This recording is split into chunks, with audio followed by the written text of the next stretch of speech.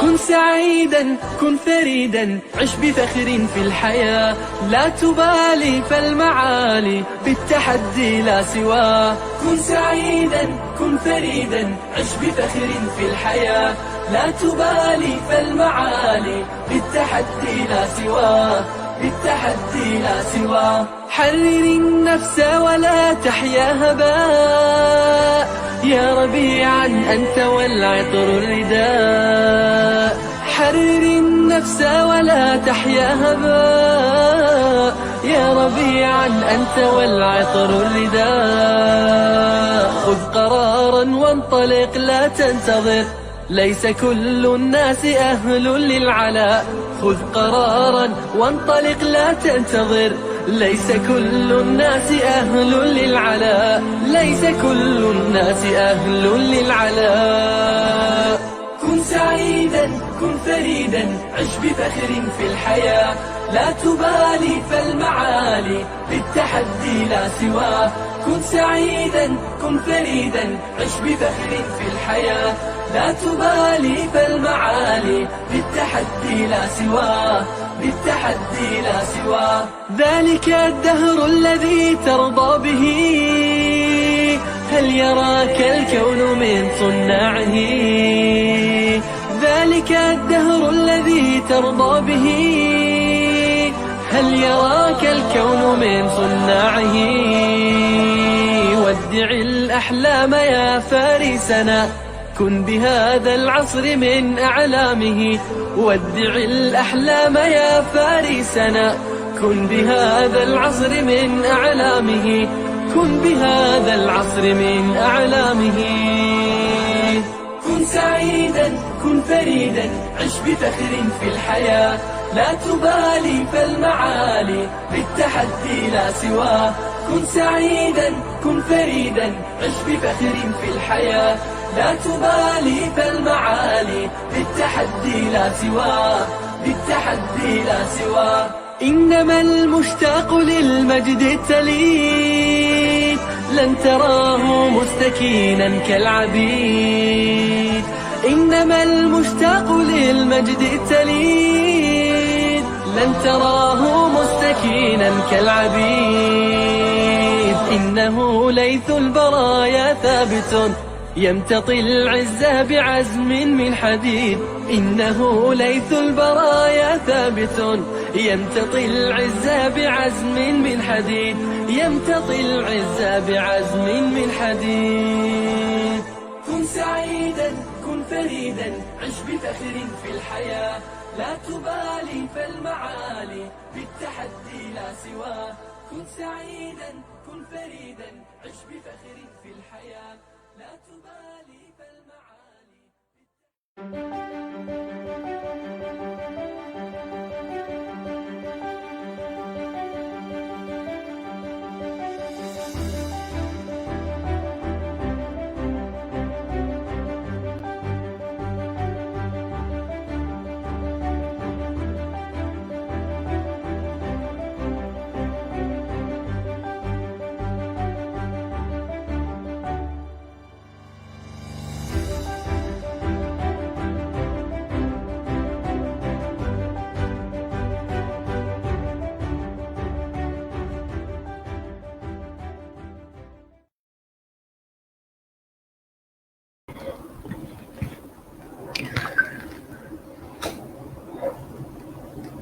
Bismillahirrahmanirrahim. Innalhamdalillah nahmaduhu wa nasta'inuhu wa nastaghfiruh wa na'udzu billahi min syururi anfusina wa min sayyiati a'malina man yahdihillahu fala mudhillalah wa man yudlilhu fala hadiyalah wa asyhadu an la ilaha illallah wahdahu la syarikalah wa asyhadu anna Muhammadan 'abduhu wa rasuluh amma ba'd. Rabbi shrah li sadri wa yassir li amri wahlul 'uqdatam min lisani yafqahu qawli. Rabbi zidni ilma warzuqni fahma. Allahumma inna nas'aluka ilman nafi'a wa rizqan tayyiba wa amalan mutaqabbala. Assalamualaikum warahmatullahi wabarakatuh. Apa khabar jemaah muslimah kita di Masjid Kampung Siglap pada petang ini? Saya harap semua dalam keadaan yang sihat sejahtera hendaknya. So macam mana petang ni? sejuk-sejuk ni okey tak semua? Ustazah rasa macam tak okey je petang ni ya. Okay. Macam mana? Oh Kak Som kita. Assalamualaikum Ustazah dan semua, selamat petang ya. Waalaikumsalam warahmatullahi Kak Som. Sihat? Sihat Alhamdulillah. Waalaikumsalam ya Kak Zah juga. Alhamdulillah usul lagi. Ya tadi Kak Zah pagi-pagi dia datang di Masjid Kasim.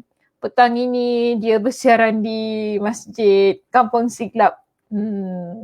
Ni kalau dua-dua berada di masjid, saya rasa macam nak belah dua diri ni. Kan terbang ada terbang sini, ya Allah. Kelang kabut kita ya. Masya Allah, tabarakallah. Okey, siapa lagi dengan saya? Oh Kak Mas. Kak Mas tadi pagi tak datang ya? Kak Mas, saya tak nampak Kak Mas tadi. Mungkin hujan tadi pagi pun hujan. Jadi ada juga muslimah kita yang tak dapat hadir. Assalamualaikum warahmatullahi Cik Samsiah kita.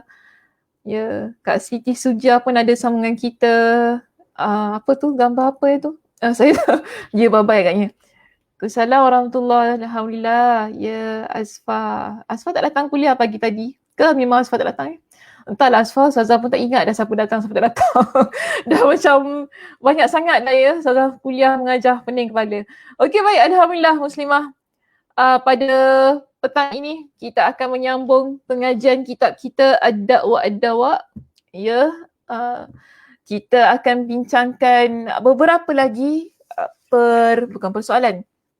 Beberapa lagi kesan-kesannya maksiat yang dibincangkan dan juga disenaraikan oleh Imam Ibn Al-Qayyim Al-Jauziyah di dalam kitabnya.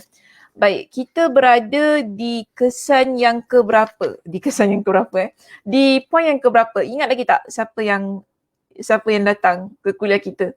Kak Siti. Tengah lambai wave Kak Ustazah. Weh, bye-bye. Boleh lah ya Kak Siti, saya pun bye-bye balik. Kesalam. Okey, ingat tak muslimah? Kak Mas ingat tak hari tu kita berhenti di nombor yang keberapa? Untuk pengajian kitab kita pada petang ini. Kita masih lagi ya muslimah bincangkan tentang kesan-kesan buruk yang boleh didapati oleh mereka yang melakukan kemaksiatan, tidak bertaubat kepada Allah Subhanahu Wa Taala dan mereka rasa selesa dengan dosa yang mereka lakukan. Jadi di sana ya Imam Ibn Al-Qayyim Al-Jauziyah menyenaraikan kesan-kesan untuk orang yang begini sebagai peringatan juga kepada kita agar kita tidak melakukan kemaksiatan-kemaksiatan dengan sesuka hati kita lah. Ya, sebab kita pun dah ada bincangkan bahawa memang kita tak dapat nak lari daripada maksiat, dosa. Mesti ada je yang tersilap, mesti ada yang tersalah kita lakukan dalam kehidupan kita. Tapi yang terbaik di kalangan kita ialah mereka yang bertaubat kepada Allah Subhanahu Wa Taala bila mereka melakukan kemaksiatan. Namun di sana ya muslimah kita dapati bahawa ada segelintir ataupun ada golongan yang mana mereka merasakan maksiat ini perkara yang tak perlu untuk adanya taubat, untuk mereka pulang ke pangkal jalan ya, dan untuk insan-insan yang begini, bahkan untuk peringatan juga pada diri kita bahawa di sana ada kesannya ya pada diri kita, pada agama, pada hati kita terutamanya. Jadi di situ disebutkan masuk poin kelima, masuk poin 8, tak datang Ustazah. Okey. Ada pula jawapan tak datang. So, hari ini poin nombor 9. Ustazah cek balik hari ni. Maksiat menghalang ketaatan, itu last, nombor 8. Okay, last week point nombor 8, betul Kak Som. Kak Zah kata masuk point 5. Kak Zah ni dah pergi mana Kak Zah? Last week Kak Zah datang kuliah ke tidak Kak Zah?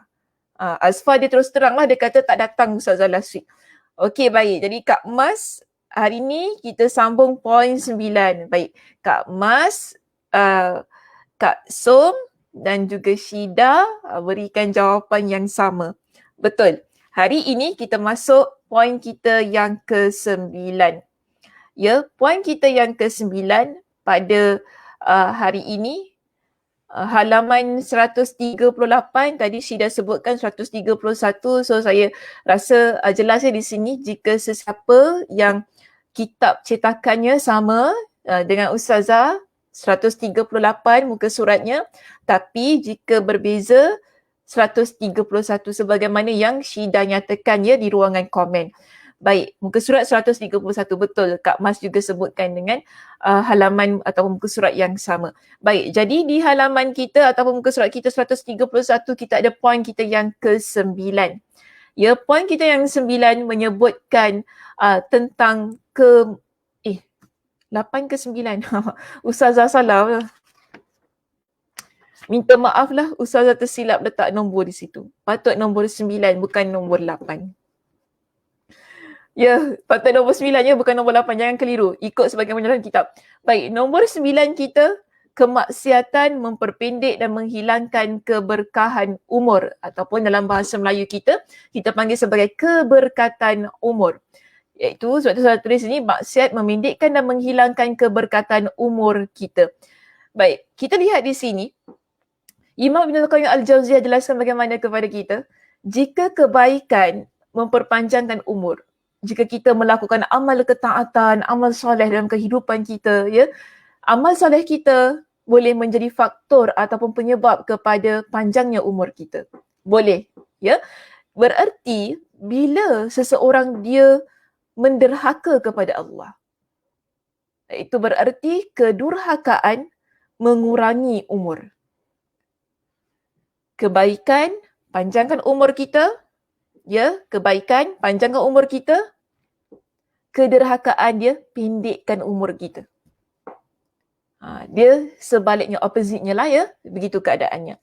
Namun, untuk poin kita yang ke-9 ini ya muslimah, kita ada beberapa pendapat di kalangan para ulama. Betul ke yang dimaksudkan dengan orang yang buat maksiat ini, ia betul-betul boleh memendekkan usianya? Pada pendapat yang pertama menyebutkan begini, ya.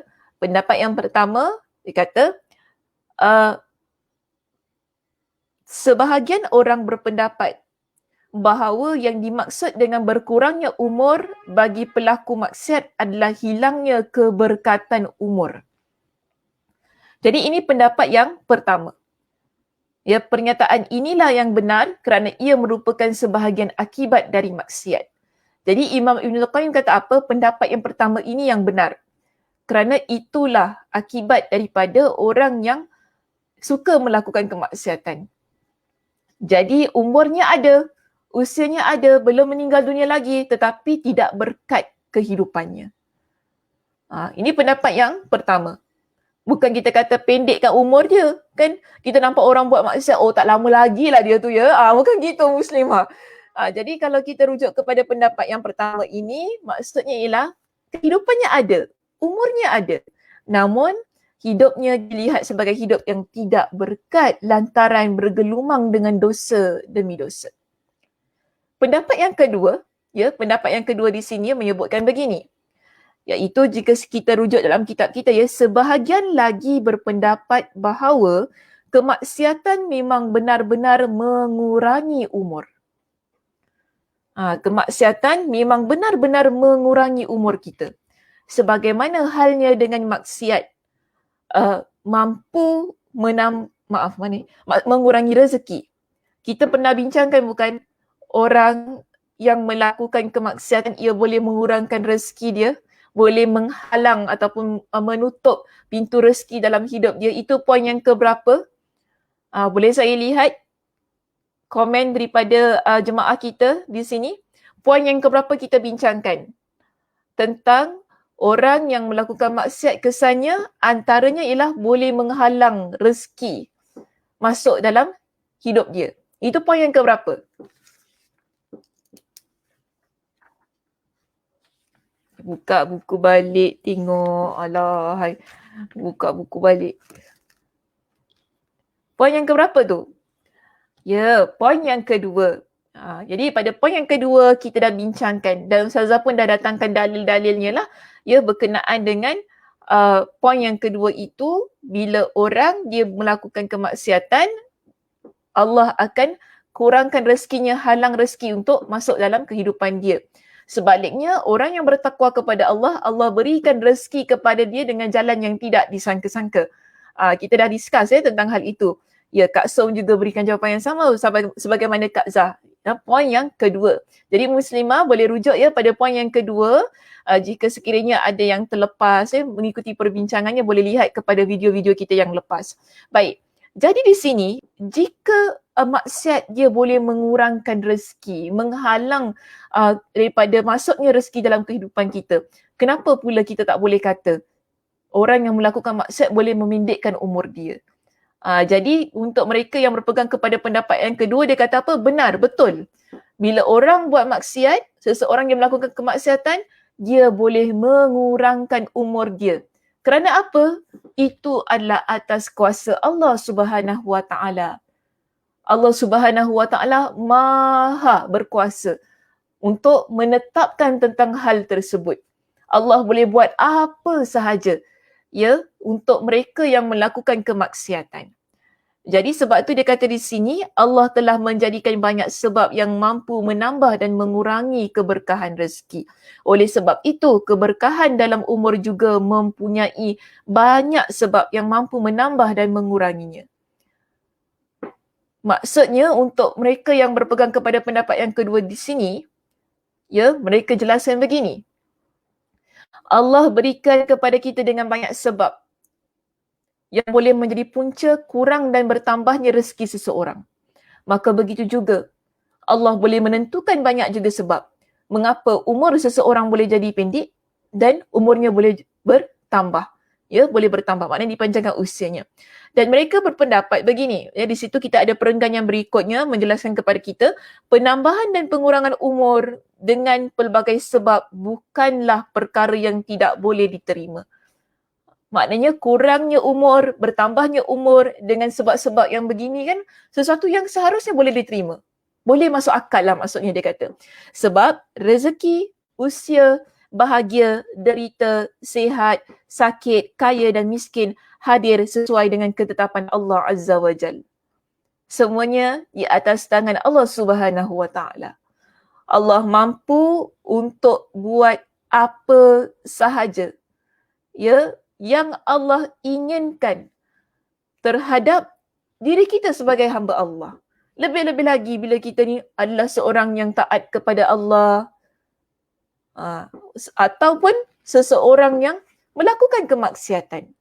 Sebab kita adalah kepunyaan Allah Subhanahu Wa Taala. Sebab itu pada pendapat yang kedua ini dia kata kalau kita nak kata memang maksiat itu boleh pendekkan umur kita pun tak salah bagi dia. Boleh sahaja benar ya pendapat itu boleh dipegang.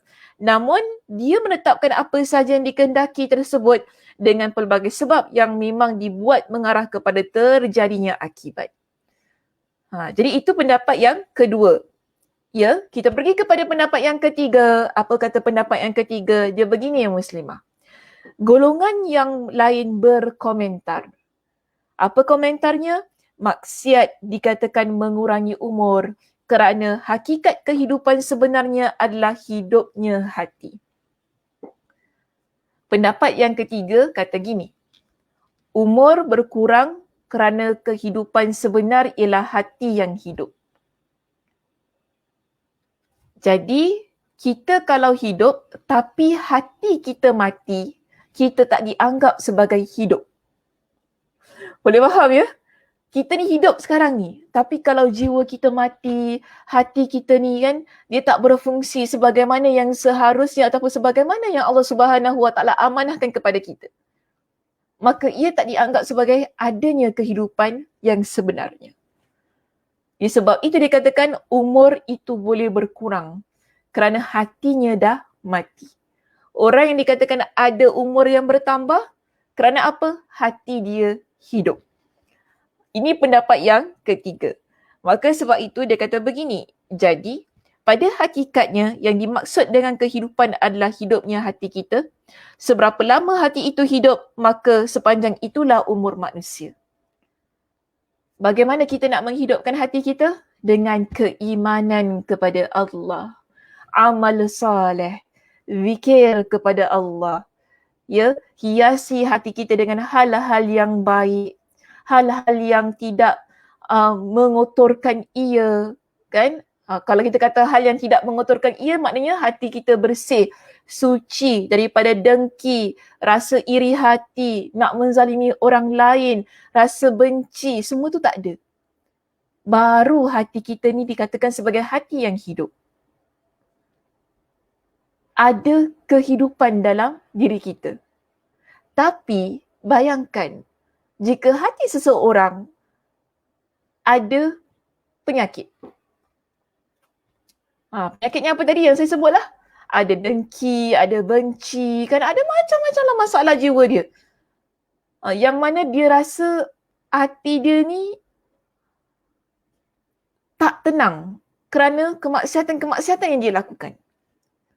Itu penyebab kepada matinya hati dia. Jadi kita seboleh mana yang muslimah kita nak hati kita hidup? Kerana apa? Kita masih hidup. Jangan kita mati, jangan kita ni hidup. Nama je depan ni nampak hidup tapi dalamnya mati. Kita tak nak jadi sedemikian. Jadi antara cara untuk kita terus hidup, luar dan dalam. Ya, luarannya hidup, dalamnya juga hidup. Ialah dengan cara mendekatkan diri kita kepada Allah Azza wa Jal dan menjauhkan diri kita daripada kemaksiatan-kemaksiatan. Baru kita kata dia hidup luar dan dalam. Jadi ini dimaksudkannya dengan poin kita yang ke-9. Iaitu maksiat ia mampu menyebabkan hilangnya keberkatan dalam hidup kita. Hilangnya keberkatan pada umur kita. Umur dan kehidupan adalah dua perkara yang tak boleh dipisahkan. Kenapa kita ada umur? Kenapa kita ada usia? Kerana kita masih hidup. Tapi kalau kita dah mati, ada usia lagi? Tidak ada muslimah. Adakah usia kita berkurang atau berkurang? Tak. Usia kita tak berkurang. Usia kita sentiasa bertambah. Tapi dia boleh berhenti? Yes, dia boleh berhenti. Bila ia berhenti? Bila kita dah meninggal dunia. Begitu keadaannya. Namun jangan sampai kita belum meninggal dunia tapi sebenarnya sudah meninggal dunia. Ini yang nak dielakkan oleh kita. Kita belum meninggal dunia lagi tapi dah meninggal dunia. Maksudnya hatinya dah tak ada. Hatinya dah mati. Kenapa hatinya mati? Lantaran dia begitu selesa dengan maksiat demi maksiat sehingga dia dah tak ingat dah lagi tentang dosa dan pahala. Sebab itu di dalam kitab kita ini disebutkan begini, secara umum dapat ditarik kesimpulan daripada apa yang dibincangkannya berkenaan dengan pendapat-pendapat ini. Tapi kalau tadi kita lihat kepada apa yang dijelaskan oleh Imam Ibn Al-Qayyim Al-Jawziyah, dia berpegang kepada pendapat yang pertama. Ia berpegang kepada pendapat yang pertama, iaitu hilang keberkatan umur. Namun kesimpulan daripada apa yang dibincangkan pada poin kita yang ke-9 ini disebutkan begini. Jika seseorang hamba dia berpaling dari Allah dan sibuk dengan pelbagai kemaksiatan, maka sirnalah kehidupan hakikinya yang kelak dia temui. Kalau dia berpaling dari Allah, maknanya dia tak dekatkan dirinya dengan Allah. Dia jauhkan diri dari Allah. Bahkan dahlah jauh dari Allah, buat maksiat, macam-macam maksiat dalam hidup dia. Apa yang disebut oleh Imam Ibn Al-Qayyim Al-Jawziyah? Sirna, maksudnya hilang. Hilanglah kehidupan dia yang sebenarnya. Yang kelak dia temui. Kelak dia temui maksudnya apa? Yang akan ada di akhirat. Kehidupan kita yang abadi itu. Pelakunya akan merasakan akibat kemaksiatan tersebut pada hari ketika dia mengungkapkan penyesalannya. Jadi orang yang begini, ketika hayatnya lagi sudah mati, maksudnya mati hatinya, hilang keberkatan dalam usia dan umurnya lantaran dia menjauhkan dirinya dari Allah dan juga terlampau sibuk dengan kemaksiatan demi kemaksiatan, orang yang begini, dia bukan hanya hilang hidupnya di dunia, tapi hilang juga hidupnya di akhirat. Kerana kita kena ingat muslimah, kita ni Allah hidupkan di dunia dengan keadaan yang begitu singkat adalah untuk kehidupan kita yang lebih kekal dan abadi, iaitu akhirat. untuk kita kumpul pahala, ganjaran, amal soleh, buat banyak-banyak kebaikan. Kenapa kita buat semua itu? Kerana apa? Kita tahu hidup kita yang lebih kekal ialah akhirat. Yang kita nak bawa ke akhirat. Tapi kalau dalam keadaan kita hidup namun kita sebenarnya mati lantaran melakukan kemaksiatan, kita telah mematikan sebuah kehidupan yang lebih kekal dan abadi, iaitu di akhirat, yang menyebabkan kita menjadi orang yang kesal kelak. Sebab itu dalam kitab kita mendatangkan kepada kita dengan surah Al-Fajr pada ayat yang ke-24. Namun sebelum itu Ustazah nak bawa kita lihat kepada ayat yang ke-23. Yang mana ia menyambung kepada ayat yang ke-24 supaya jelas perbincangannya. Pada ayat yang ke-23 dalam surah Al-Fajr. Ya, dalam surah Al-Fajr apa kata Allah?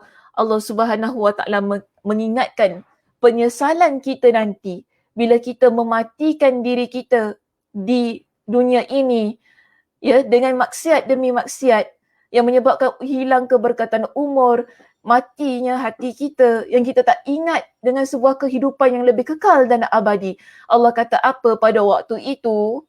Yauma idzi yatadhakkarul insan wa anna lahu dzikra. Ketika kita di hari kiamat baru kita akan ingat. Pada saat itu manusia akan ingat hendak berlaku baik. Masa kita dah di hari kiamat nanti, di padang mahsyar nanti, baru kita ingat kita nak buat baik.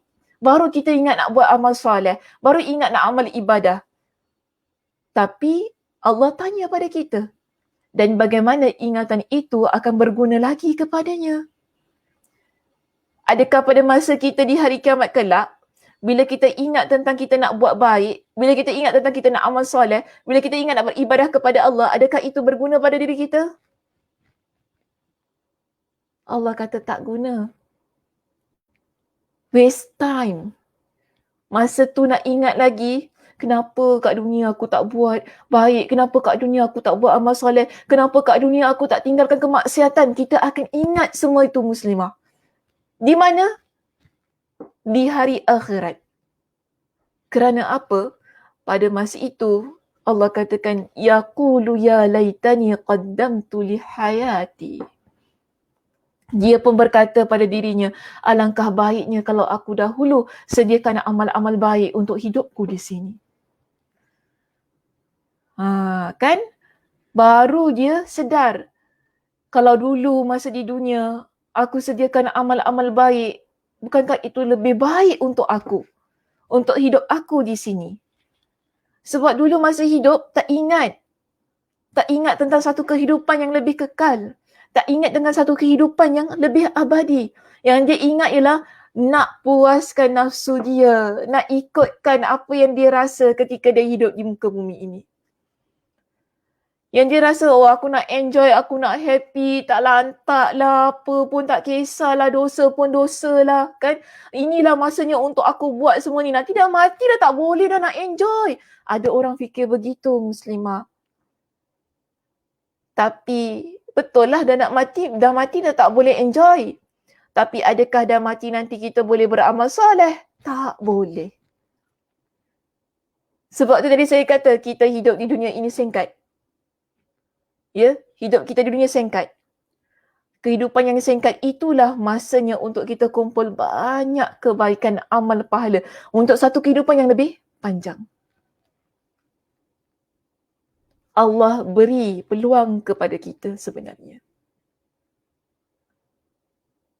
Untuk kita jadi sebaik-baik manusia. Untuk kita beramal dengan sebaik-baiknya. Kan, untuk kita buat amal kebaikan sebanyak-banyaknya. Allah beri pada kita peluang dengan apa? Dengan umur kita. Dengan usia kita. Sebab itu Allah panjangkan usia kita muslimah. Ya, Allah panjatkan usia kita tahun demi tahun untuk apa? Untuk kita beramal soleh. Untuk kita bersedia pada sebuah kehidupan yang lebih kekal dan abadi. Bukan Allah Subhanahu Wa Taala panjangkan usia kita untuk kita lebih buat banyak maksiat. Untuk kita lebih banyak lalai. Untuk kita buat lagi hal-hal yang boleh kita enjoy. Bukan begitu. Tapi Allah Subhanahu Wa Taala tahun demi tahun beri peluang pada kita ni muslimah untuk kejar akhirat kita. Supaya kita tak mati sebelum kita mati. Ya. Tadi pun saya dah jelaskan, sebelum kita mati. Jangan matikan diri kita sebelum kita mati. Nak matikan diri kita ni mudah saja. Buat maksiat banyak-banyak, matilah hidup kita tu. Makin banyak maksiat kita buat, makin banyaklah kematian yang ada dalam diri kita. Dan kita nak hidupkan, kalau kita ni rasa diri kita ni dah mati, kita nak hidupkan ia kembali. Iaitu dekatkan diri kita dengan Allah, jauhi kemaksiatan dan banyak lakukan amal soleh. Sebab itu Nabi SAW ingatkan kepada kita, ya, tentang ganjaran dan pahala hanya dapat dikumpul ketika kita hidup di dunia ini. Sebab itu selagi kita ada usia, selagi ada nyawa, rebut peluang keemasan yang Allah berikan kepada kita. Nabi kata apa? Nanti, ya, pada hari kiamat, orang akan fikir tentang hal ini. Apa yang difikirkan? Lau anna abdan kharra ala wajhihi min yaumil wulida ila ayyamuta haraman fi ta'atillahi lahaqqarahu dhalikal yawm wala wadda annahu yuraddu ila dunya kaima yazdada minal ajri wath thawabi. Sekiranya seorang hamba jatuh tersungkur di atas wajahnya sejak hari dia dilahirkan hingga meninggal dunia di hari tuanya dalam ketaatan kepada Allah, dia akan menganggap kesengsaraan pada hari itu remeh jika dibandingkan dengan seksa akhirat. Manusia yang Allah Subhanahu Wa Taala seksa dia di akhirat, dia akan buat perbandingan begitu. Bagi dia, kalau dia lahir, keluar daripada perut ibunya dalam keadaan yang wajahnya tersungkur, ya, dan dia berada dalam keadaan begitu sejak kita lahir, berada dalam keadaan begitu, sampailah dia meninggal dunia begitu, keadaannya. Sengsara tu sebenarnya, keadaan itu. Tapi dia mati dalam keadaan yang ketaatan kepada Allah. Namun sengsara. Ya, itu, bagi dia itu adalah sesuatu sengsara yang sedikit jika nak dibandingkan dengan sengsara di akhirat. Bagi dia. Yang mana Nabi kata begini,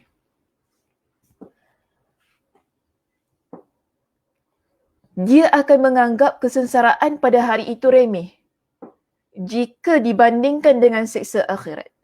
Dan dia benar-benar ingin agar dikembalikan ke dunia kerana bertambahnya ganjaran dan pahala. Begitu keadaan dia. Orang, manusia, jangan cakap tentang akhirat sahaja muslimah. Bila masuk dalam alam barzakh sahaja, di situ sudah timbul penyesalan. Sebab bila kita mati, kita dah tak boleh nak tambah lagi dah amal ibadah kita. Kita mati, apa-apa amal yang kita dah buat ketika kita hidup, itulah yang akan kita bawa. Semasa di alam barzakh boleh beramal soleh, dah tak ada. Dah berhenti. Apatah lagi jika di akhirat kelak. Dah tak ada dah. Sebab itu apa ramai Allah ceritakan dalam Al-Quran. Ya, Allah ceritakan kepada kita orang yang meninggal dunia, yang berada di alam kubur, mereka ni nak walau sebentar naik keluar daripada kubur untuk bersedekah sebanyak-banyaknya, untuk beramal soleh sebanyak-banyaknya. Orang dalam kubur begitu. Apatah lagi kalau dah sampai di akhirat. Bila dah nampak syurga, bila dah nampak neraka. Sebab apa dia rasa betul rupanya selama ni orang cerita tentang syurga. Betul rupanya selama ni orang cerita tentang neraka. Betul rupanya selama ini kita kena jadi orang yang baik. Betul rupanya selama ini orang yang jahat akan masuk ke dalam neraka. Kita akan, masa tu baru tersedar. Kita akan sedar betul semuanya.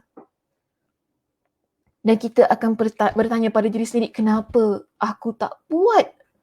Masa aku hidup, kenapa aku tak buat amal soleh sebanyak-banyaknya? Yang boleh bertambahnya ganjaran pahala, yang boleh bertambahnya semua perkara-perkara yang baik dalam kehidupan aku. Ini kita panggil sebagai penyesalan. Sebab itu tadi Imam Ibn Qayyim kata apa? Umur kita, ya muslimah, umur kita ini ia adalah sesuatu yang berkat dalam hidup ni. Ada keberkatannya. Kerana apa? Umur bukan hanya sekadar umur, tetapi umur itu ia membawa kepada jalan kebaikan dan kejayaan jika kita menggunakan ia dengan sebaik-baiknya untuk satu keadaan yang lebih kekal dan abadi.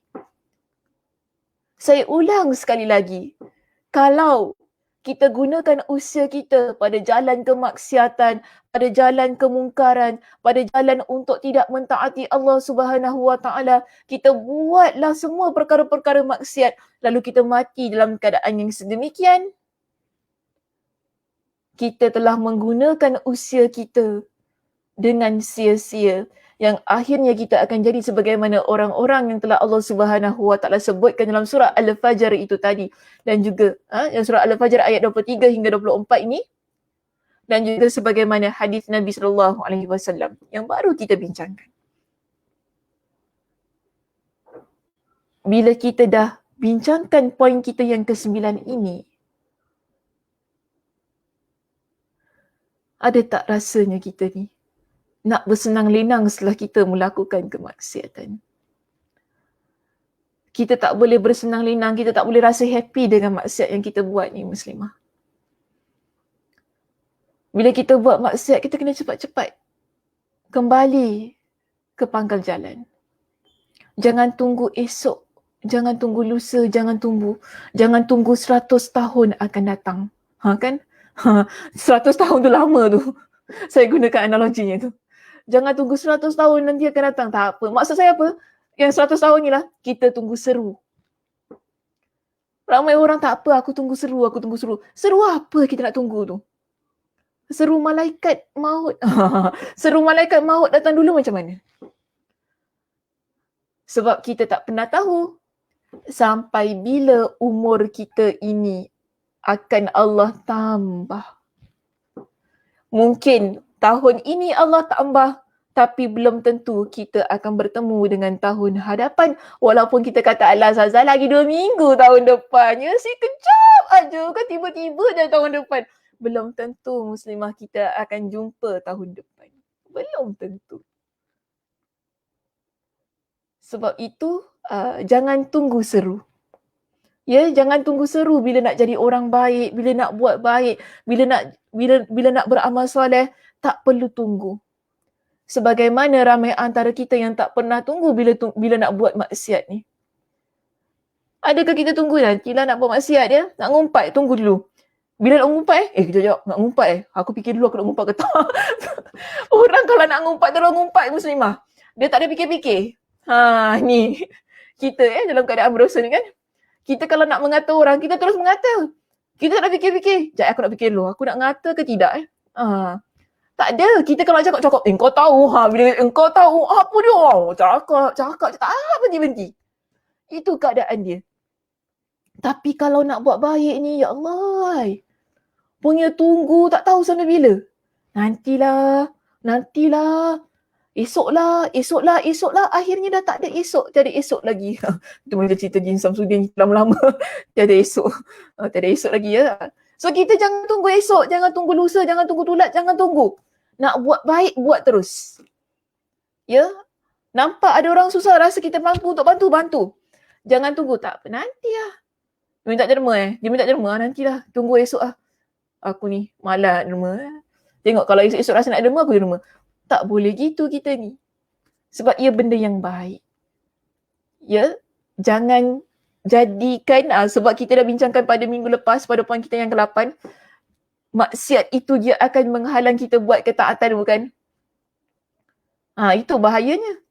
Kalau kita menunda taubat kita, dia akan halang kita buat kebaikan demi kebaikan. Sebab itu pada poin kita yang ke-11, yang ke-10. Pada poin kita yang ke-10, kita pindah kepada satu lagi kesan. Yang mana kemaksiatan akan membawa kepada kemaksiatan yang lain. Kerana apa? Maksiat itu dia menghalang kita melakukan ketaatan. Sebab tu bila kita nak buat ketaatan tu tadi, dia agak lambat, agak susah kita buat maksiat yang lain. Di sini ya muslimah, kita lihat, dia sebutkan kepada kita, kemaksiatan dia akan menanam benih kemaksiatan lain semisalnya. Dia dah ada baja dah dalam diri kita ni. Bila kita buat maksiat, dah ada yang menanam tu, yang ditanam dalam diri kita. Kita yang menanam ya, yang ditanam adalah maksiat dalam diri kita. Sebahagiannya melahirkan sebahagian yang lain. Sampai-sampai, ya maksudnya sehingga pelaku rasa sulit untuk meninggalkan dan keluar dari maksiat tersebut. Sebab dia, baja dia dah ada, subur dalam diri dia. Yang menyebabkan apa? Dia susah nak tinggalkan maksiat itu sehingga ia membawa kepada maksiat yang lain. Kan kita kalau tanam pokok, kita letak baja, lama-lama dia tumbuh kan, dia tak tumbuh satu. Kan dia tumbuh banyak. Dia naik satu, dia berakar kan. Ada akar dia, betul tak? Kemudian nanti tumbuh dahan yang ini, dahan yang ini, ada bunga dia. Begitu maksiat ni. Bila kita tanam pada diri kita, satu maksiat, dia akan berakar. Bila dah berakar itu, dia akan tumbuh dahan yang lain. Dia akan bawa kepada maksiat-maksiat yang lain. Begitu keadaannya. Ni bahaya ni. Sebab tu tadi, jangan kita tangguh kalau kita nak bertaubat kepada Allah. Cepat-cepat bertaubat kepada Allah. Supaya baja tu tadi, dia tak subur. Kan? Baja tadi kita dah tanam maksiat tu dalam diri tu, dia terus mati. Sebab apa? Kita dah keluarkan balik. Sebab orang yang bertaubat dia keluarkan diri daripada kemaksiatan. Tapi bayangkan kalau kita tunda, kita bagi dia chance, kita bagi dia peluang untuk subur, untuk tumbuhkan pokok kemaksiatan dalam diri kita. Jadi dia kata apa? Ada pendapat daripada sebahagian ulama salaf mengatakan begini.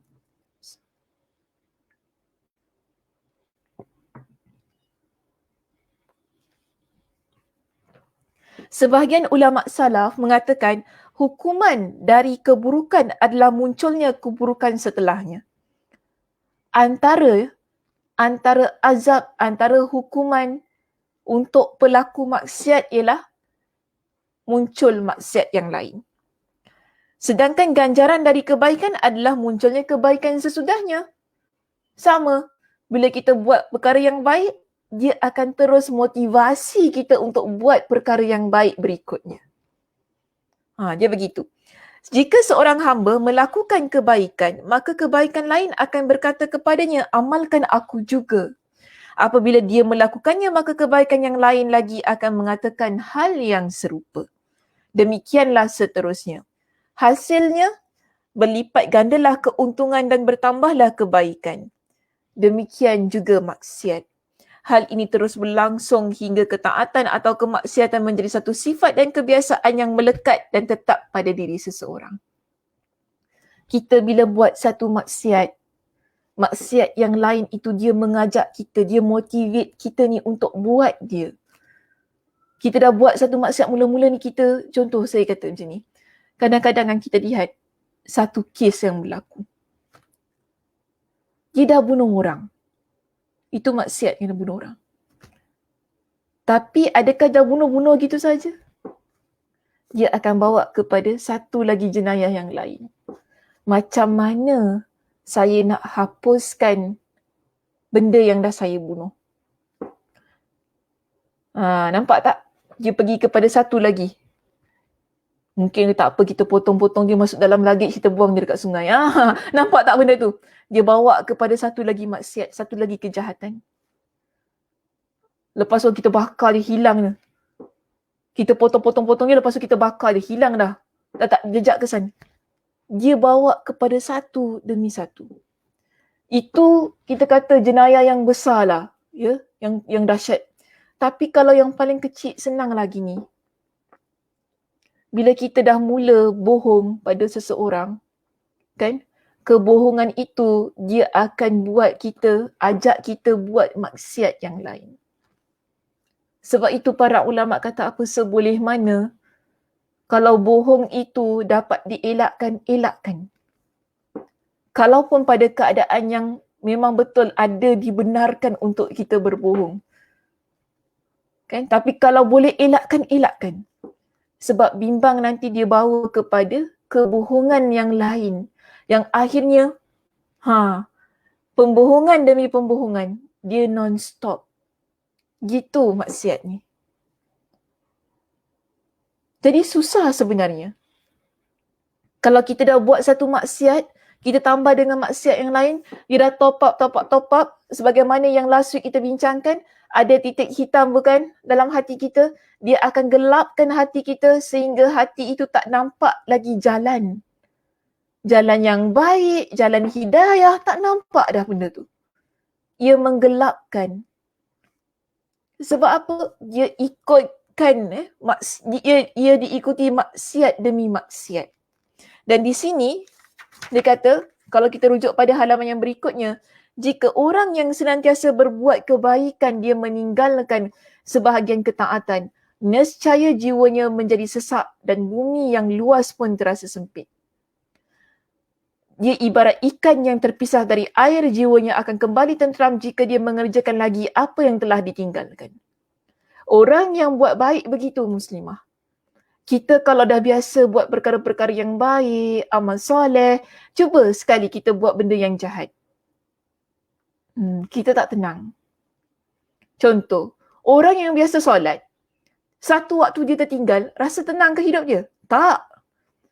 Dia akan fikir, alamak, tadi tak solat macam mana ni? Kita dah fikir gitu gini, macam kita dah tak tenang. Kita kalau boleh seboleh mana waktu tu juga kita nak solat kan?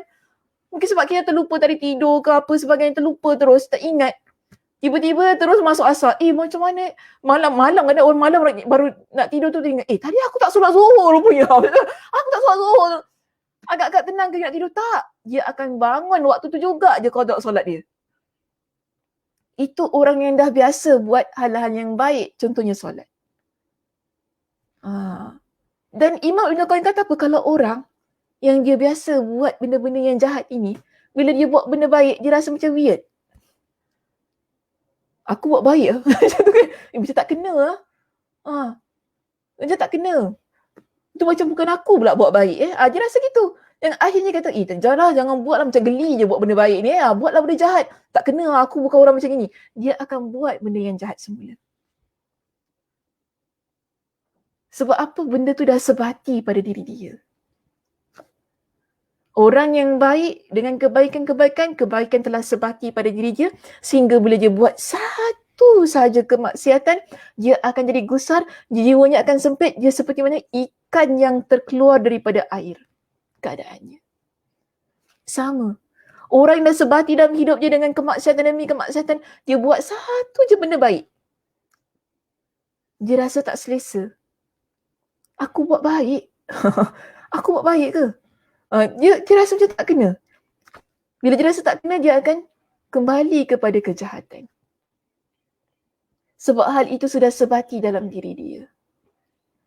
Jadi, jika kita lihat di sini dijelaskan kepada kita, seorang hamba akan terus-menerus melakukan maksiat, mencintai dan mementingkannya.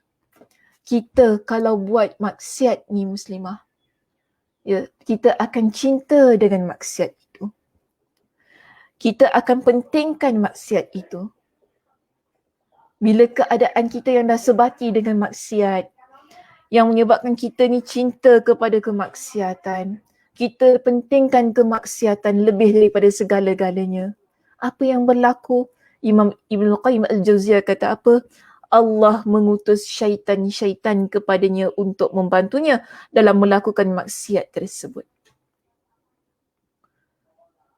maknanya syaitan itu jadi dekat dengan dia. Sebab apa? Dia sendiri yang menjauhkan dirinya dari Allah. Dia sendiri yang mencintai kemaksiatan. Dia sendiri yang mementingkan kemaksiatannya.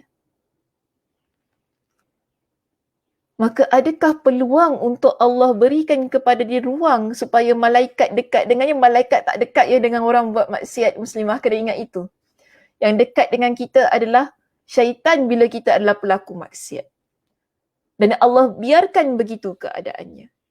Sebab itu Allah ingatkan kepada kita, ya, dalam surah An-Nur, Allah ingatkan bahawa orang yang hanyut dalam kemaksiatan adalah orang yang mengikut jejak langkah syaitan. Bagaimana dia mengikut jejak langkah syaitan?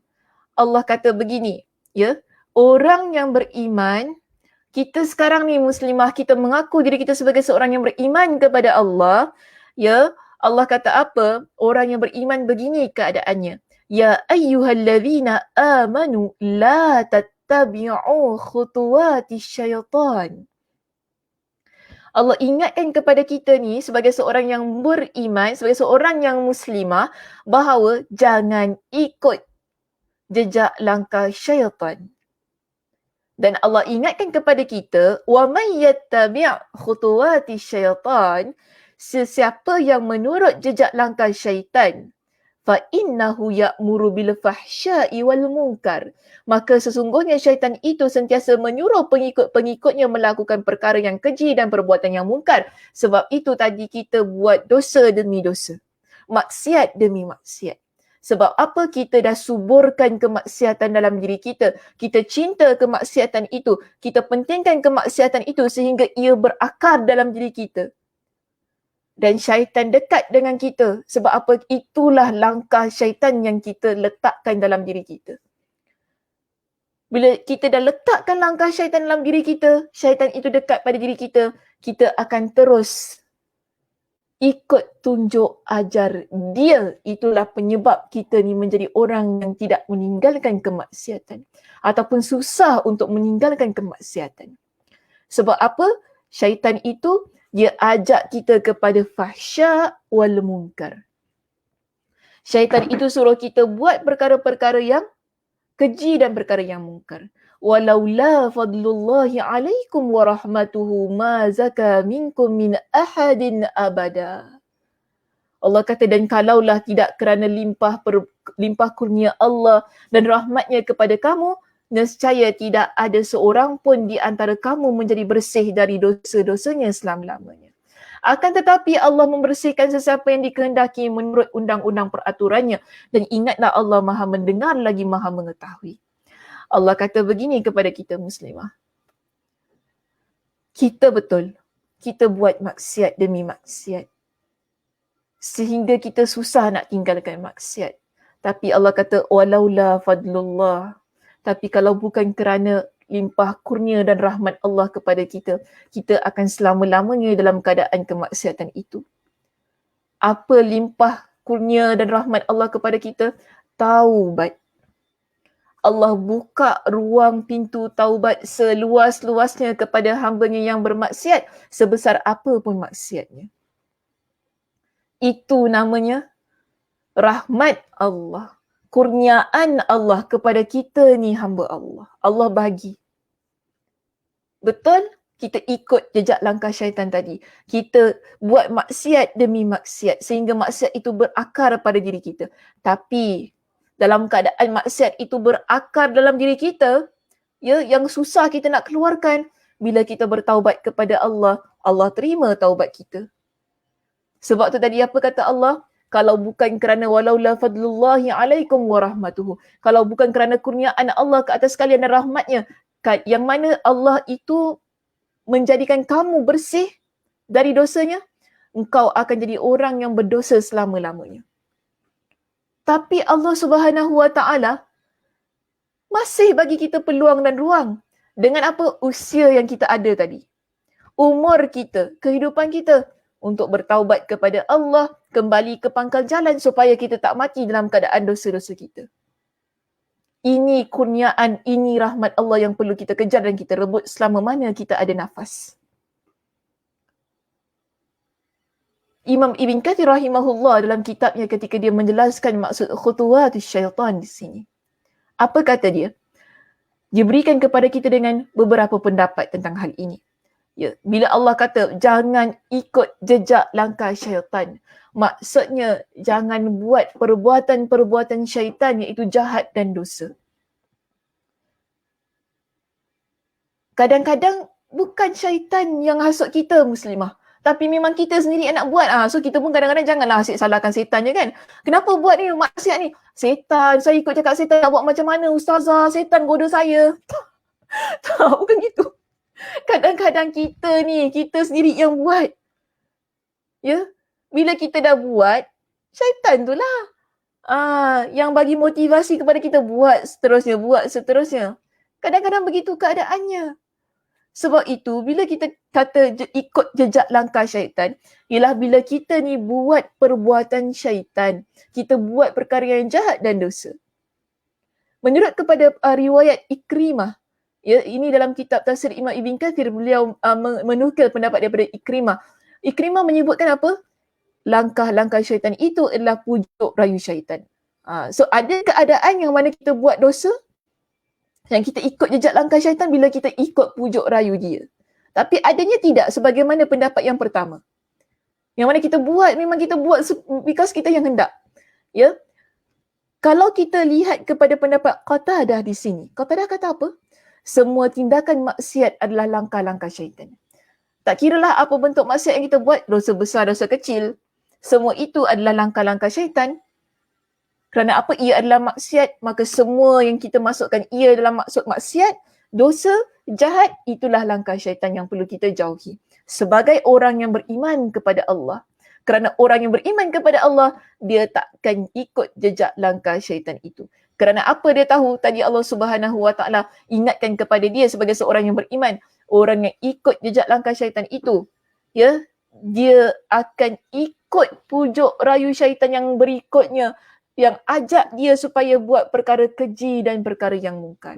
Sebab itu seboleh mana orang yang beriman dia akan berusaha sedaya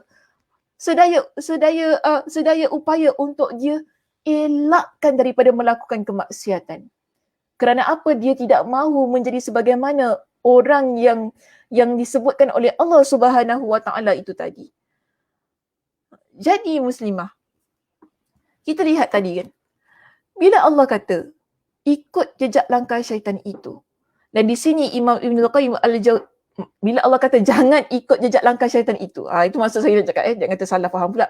Bila Allah kata jangan ikut jejak langkah syaitan itu, yang mana ia merangkumi semua perkara-perkara yang jahat, perkara maksiat, perkara dosa, dan kita nak berusaha untuk buat hal-hal yang mengelakkan diri kita daripada kemaksiatan tersebut, kita perlu berusaha menjadi seorang muslimah yang taat kepada Allah. Kerana apa? Kerana Imam Ibn Qayyim Al-Jauziyah ketika dia menyimpulkan topik kita di poin yang ke-10, dia kata apa? Kalau kita rujuk di perenggan yang terakhir sekali, pada kondisi yang pertama, Allah menguatkan tentera ketaatan dengan bantuan malaikat sehingga mereka menjadi para penolongnya dalam ketaatan yang terbaik. Sementara pada kondisi yang kedua, dia menguatkan tentera kemaksiatan dengan bantuan syaitan sehingga mereka menjadi para penolongnya dalam kemaksiatan. Maksudnya begini, kita perlu jadi muslimah yang taat kepada Allah. Tatkala kita ni berusaha menjadi muslimah yang taat kepada Allah, Allah Subhanahu Wa Taala kuatkan kita dengan bantuan malaikat untuk terus kita menjadi seorang muslimah yang bermotivasi melakukan ketaatan demi ketaatan. Begitu keadaan kita ni. Kita tak nak jadi sebagaimana orang yang Allah berikan syaitan sebagai penolong, sehingga kita sebagai pelaku maksiat menjadi penolong kepada syaitan. Bagaimana keadaannya bila kita menjadi seorang muslimah yang bergelumang dengan kemaksiatan demi kemaksiatan, sehingga tak ingat untuk bertaubat kepada Allah, sehingga kita lupa macam mana kita nak jadi seorang wanita yang baik, sehingga kita lupa tentang hal itu. Jangan jadi sebagaimana orang yang kedua ini. Kerana orang yang kedua yang mana dia bergelumang dengan kemaksiatan dan dosa, ada syaitan sebagai penolong Ya, dan kita pada masa itu bila syaitan tolong kita, kita bukan hanya mendapat bantuan syaitan tetapi kita di akhirnya akan menjadi penolong kepada syaitan. Kenapa kita jadi penolong kepada syaitan? Kerana kita merealisasikan dosa dan maksiat yang dia pujuk, yang dia rayu supaya kita lakukan. Kita bantu dia untuk meramaikan penghuni neraka. Sebagaimana yang dia sumpah di hadapan Allah untuk disesatkan anak Adam ini, umat manusia, supaya neraka itu penuh dengan umat manusia yang ikut jejak langkah dia. Itu misi dia. Kalau kita buat maksiat, bermakna kita bantu untuk menjayakan misi syaitan. Sebab itu kita kena usaha. Ya, sehabis usaha agar kita ni tak buat perkara-perkara yang melanggar perintah Allah. Namun, sebagaimana yang saya ulang banyak kali muslimah, bila kita buat maksiat ini, ada dosa, ada perkara yang kita tak sengaja kita lakukan, cepat-cepat kita bertaubat kepada Allah. Supaya apa? Maksiat itu tak menjadi darah daging kita. Dia tak subur dalam diri kita, tak subur dalam hati kita. Yang menyebabkan kita tak ada rasa apa-apa bila kita ni dah menjadi pelaku maksiat. Kita rasa dosa dan pahala tu sama sahaja. Itu bahaya. Orang yang buat maksiat. Jadi kalau kita cepat-cepat bertaubat kepada Allah, maknanya apa? Hati kita masih hidup untuk sebuah kehidupan yang lebih kekal dan abadi, iaitu akhirat. Yang mana akhirnya memasukkan kita ke dalam syurga Allah Subhanahu wa taala. Okey muslimah, itu sahaja perbincangan kita untuk petang ini. Mudah-mudahan Allah Subhanahu wa taala memberikan kepada kita dengan keberkatan masanya lantaran mengikuti pengajian kita pada petang ini, dapat meluangkan masanya, alhamdulillah. Dan moga-moga Allah Subhanahu wa taala memberikan kepada kita dengan peluang dan ruang untuk kita bertemu sekali lagi pada masa-masa yang akan datang. Ada apa-apa soalan sebelum kita mengakhiri kuliah kita pada petang ini, sebab nanti saya cuti lama. Kita cuti lama ni, jadi ada apa soalan?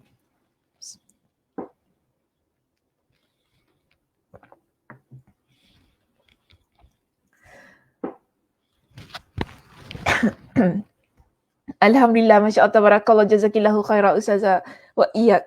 Ya Kak Zah, terima kasih juga. Alhamdulillah. Ya. Oh, tak ada apa soalannya, saya rasa semua bagi love. Alhamdulillah. Asfa pun, Alhamdulillah, Barakallahu fiki Ustazah wa fiki Barakallah Asfa. Ya, amin. Terima kasih. Ya, Fitri juga ada. Oh, Fitri ada bersama dengan kita. Macam dah lama tak nampak Fitri. Yalah, Fitri sibuk dengan budak-budak dekat rumah. Cik Umi Wardah, terima kasih. Alhamdulillah, Kak Som, terima kasih Azhar atas perkongsian ilmu petang ini. Selamat bercuti. Ya, selamat bercuti juga ya Kak Som. Ya, Zarina, love. Tersekat suara saya. Selamat bercuti Doktor, we'll miss you. Ya, insyaAllah. Oh, banyak sangatlah admin letak di situ. Ustazah tak terbaca dah semuanya ya. Terima kasih. Ya, Alhamdulillah. Ustazah, kalau kuliah adakan di masjid, will there be any live recording? Tidak ada. Minta maaf, tidak ada. Okay, tidak ada live recording yang akan dimuat naik di FB masjid. Jadi perlu datang ke masjid jika saya kata ya, jika. Kita pun belum confirm lagi. Jika masjid dibuka dan jika kuliah ini terpilih untuk diadakan di masjid, maka kita tidak ada live recording. Minta maaf. Jadi perlu ada usahanya untuk hadir ke masjid. Bagaimana pula dengan lintasan hati Ustazah? Maksud lintasan hati tu macam mana? Apa Kak Mas jeng-jeng-jeng kat situ? Macam cerita hantu pula. Jeng-jeng-jeng. Apa maksud lintasan? Adakah dikira berdosa kalau kita tidak turuti? Maksudnya lintasan hati untuk buat dosa ke? Kalau kita tak buat, tak ada dosanya. Tapi kena dipadamkan ya. Jangan dibiarkan. Kak Aziza, kalau kita ada lintasan hati, mungkin lintasan hati ni maksudnya untuk buat perkara-perkara yang dosa ya. Dia tak berdosa selama mana kita tak buat. Tapi dia perlu dihilangkan daripada hati kita. Sebab kalau kita tak hilangkan lintasan hati itu kan, kita biarkan saja nanti esoknya pun masih lagi ada lintasan hati yang sama. Dia bila kita biarkan semakin lama dia akan semakin menguat, akhirnya kita akan buat. Sebab tu dia kena bila sekali je ada lintasan hati untuk buat dosa tu, hilangkan terus. Istighfar kepada Allah, taubat kepada Allah, terus ikuti dengan amal-amal soleh. Ya, jangan kita biarkan kita nak buat dosa nak buat dosa kan, tapi kita terus biarkan, akhirnya dia akan buat. Sebab tu kena usaha agar dapat dihilangkan. Okay, baik. InsyaAllah we'll meet you next year. InsyaAllah Kak Aisyah, take care and stay safe always. InsyaAllah. Alah, tak ada kalau WFH nak catch up. Alah, siannya Syida. Saya pun tak boleh lah nak cakap macam mana. Memang susah, tak boleh sebab kita dari sudut manpower banyak benda. Kita kalau buka kelas di masjid pun manpower dah begitu banyak digunakan. Kemudian nak tambah lagi dengan satu ni, susah jugalah ya. Tapi kita tengok macam mana nanti. Apa pun jika kuliah ini terpilih untuk diadakan di masjid, memang perlu usahakan untuk hadir ke masjid. Cuma itulah work from home kan, saya faham. Sebab kalau work from home ni bolehlah juga kita duduk-duduk kan sambil-sambil buat kerja kita dengar kan. Tapi kalau pergi masjid tu susah sikit lah ya, saya faham tentang hal itu. Tak apalah, tu cerita tahun depan lah ya Syida. Kita tengok macam mana, Wallahu'alam bisawab lah macam Ustazah pun tak boleh nak beri apa-apa kata putus. Apa pun ya, terima kasih kepada semua muslimah yang telah mengikuti kuliah kita sejak awal ia dibuka, sebab kuliah ini pun dibuka ketika semua orang work from home. Ketika semua orang work from home, yang mana sebenarnya asalnya memang nak dibuka di masjid, tapi kerana kita ada circuit breaker pada masa itu, jadi terhalang. Namun pihak masjid, Masya Allah Tabarakallah, nak juga teruskan kuliah ini. Akhirnya kita continue kuliah ini secara online dan dia dapat dijayakan sehinggalah ke akhir tahun ini. Masya Allah Tabarakallah, kita kena berikan tepukan gemuruh juga kepada tim Masjid Kampung Siglap kita lah ya, kerana usaha-usaha mereka yang berterusan yang Masya Allah Tabarakallah. Dan mudah-mudahannya Ustazah harap bila apa-apa pun berkenaan dengan kuliah ini, jika sesiapa dapat teruskan, Alhamdulillah. Dan kita lihatlah nanti bagaimana keadaannya, kita pun tak dapat janjikan, tunggu sahaja makluman daripada pihak masjid ya, jika sekiranya nak dibuat online ke ataupun nak dibuatkan secara offline ataupun secara fizikal di masjid. Apa-apa pun saya doakan mudah-mudahan Allah Subhanahu Wa Taala mempermudahkan segala urusan kita. Ya, apa-apa yang susah di tahun ini, bila kita masuk di tahun hadapan, ia dipermudahkan. Allah Subhanahu Wa Taala berikan kepada kita dengan kesihatan. Allah Subhanahu Wa Taala berikan kepada kita dengan kelapangan masa. Ya, untuk kita terus-terusan dekat dengan majlis ilmu dan menimba ilmu Allah Subhanahu Wa Taala. Jadi jika sekiranya sepanjang tahun ini ada apa-apa yang tersilap bicara, ya, tersilap kata, contoh-contoh yang diberikan ada terkena pada diri kita ke apa kan, saya mohon maaf, ia di luar pengetahuan dan sesuatu yang tidak disengajakan, ya. Orang kata tidak ada kena-mengena dengan hidup dan yang mati. Okay, tidak ada kena-mengena dengan hidup dan yang mati. Jadi mudah-mudahan apa jua yang telah kita bincangkan pada tahun ini, ya, ia memberikan semangat dan motivasi untuk diri kita ya, terus-terusan menjadi muslimah yang salihah, yang mana kita nak kumpulkan kebaikan-kebaikan untuk kehidupan kita yang lebih abadi, iaitu akhirat. Baik muslimah, itu sahaja perbincangan kita untuk petang ini. Ustazah tutup kuliah kita dengan tasbih kafarah. Subhanakallahumma wa bihamdika asyhadu an la ilaha illa anta astaghfiruka wa atubu ilaik. Assalamualaikum warahmatullahi wabarakatuh.